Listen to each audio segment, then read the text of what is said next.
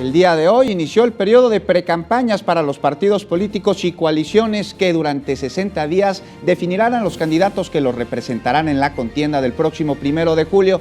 Es por ello que desde este jueves los programas noticiosos de radio y de televisión van a ser vigilados por el Instituto Nacional Electoral y por la Universidad Nacional Autónoma de México como parte de un convenio de colaboración sobre la cobertura del periodo de precampañas y después en la etapa de campañas electorales. Con ello se busca dar certeza a la ciudadanía de lo que se difunde. Cabe mencionar que los resultados del monitoreo no van a tener consecuencias jurídicas, sin embargo, van a permitir exigir desde la sociedad una cobertura que se apegue a los principios y a los valores de la democracia. Escuchemos. De acuerdo con el más reciente informe de Latinobarómetro, el 73% de nuestra región se informa de los asuntos públicos a través de la televisión y el 33% lo hace a través de la radio.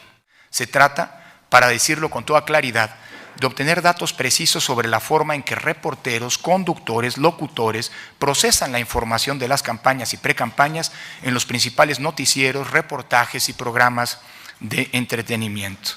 El propósito es que la difusión de los resultados del monitoreo de los programas noticiosos e informativos de la radio y la televisión genere un contexto de exigencia pública que contribuya al principio de equidad en las contiendas.